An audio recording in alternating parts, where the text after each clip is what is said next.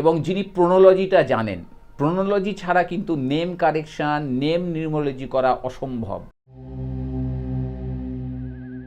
নাম আমরা প্রত্যেকেই একটা বহন করি, আমাদের প্রত্যেকেরই একটা নাম রয়েছে, প্রত্যেকের নিজস্ব একটা নাম রয়েছে এবং সেই নামটা কোনো একটা অ্যালফাবেট দিয়ে শুরু হচ্ছে, কারুর এ দিয়ে, কারুর বি দিয়ে, কারুর সি দিয়ে, কারুর কে দিয়ে, কারুর ডি দিয়ে, কারুর টি দিয়ে। এবার এই নাম আমাদের জীবনে কিন্তু অন্যতম একটা গুরুত্বপূর্ণ ভূমিকা রাখে, তাই এটাও নিউমোলজির একটা পার্ট এবং এটা নেম নিউমোলজি। তবে এই নাম আমরা কিভাবে সিলেক্ট করব বা কিভাবে আমরা নাম সাজাবো, বেশিরভাগ ক্ষেত্রে দেখা যায় যে আমার নাম হয়তো অনুভা, আমি করলাম কি অনেকগুলো তার পাশে ওটাকে একটা খুব সুন্দর কম্পাউন্ডে আনার জন্য আমি অনেকগুলো এন বসিয়ে দিলাম বা ভি বসিয়ে দিলাম বা এ বসিয়ে দিলাম। এটা কিন্তু নেম নিউমোলজি কারেকশান নয়। এরম করলে কিন্তু আমাদের অনেক ধরনের সমস্যা হবে। নেম কারেকশান মানে এই না যে আমি আমার একাধিক অ্যালফাবেট বসিয়ে দিলাম, যেমন ইচ্ছা একটা অ্যালফাবেট বসিয়ে দিলাম, দিয়ে আমার নেমটাকে একটা ভালো কম্পাউন্ডে আনলাম না। শুধু ভালো কম্পাউন্ডে আনলেই কিন্তু একটা নেম খুব সাকসেসফুলি কিন্তু কাজ করতে পারে না।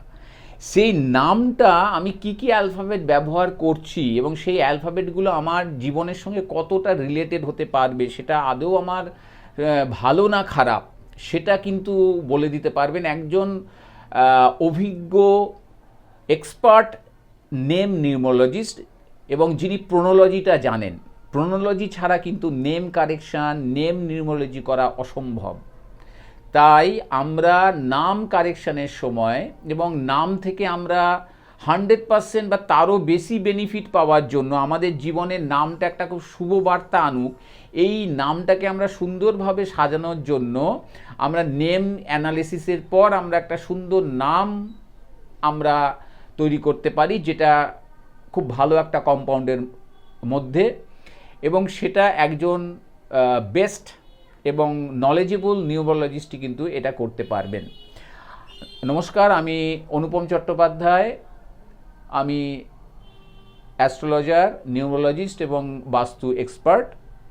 আমি আপনাদের আহ্বান জানাবো যে আপনারা যদি আপনাদের নেম কারেকশন করতে চান এবং নাম থেকে যদি আপনারা জীবনের খুব শুভ কিছু পেতে চান, বা আপনাদের যাদের সন্তান আছে, যাদের এখনও বার্থ সার্টিফিকেটটা হয়তো হয়েছে বা আধার কার্ড বা অন্য কিছু হয়নি, তারাও এটাকে কারেকশন করে রাখতে পারেন, তাহলে খুব ভালো।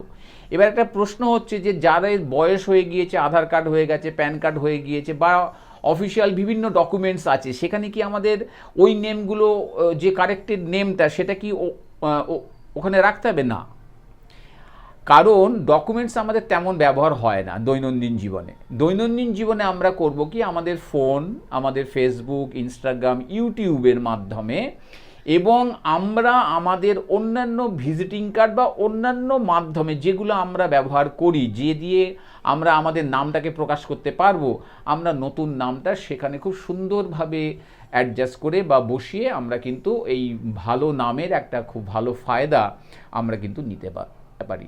তা আপনারা, আমি বলবো যে নেম কারেকশনের মাধ্যমে, অ্যানালিসিসের মাধ্যমে আপনারা নেম নিউমোলজিরও একটা ফায়দা বা একটা খুব ভালো দিক আপনারা নিতে পারেন।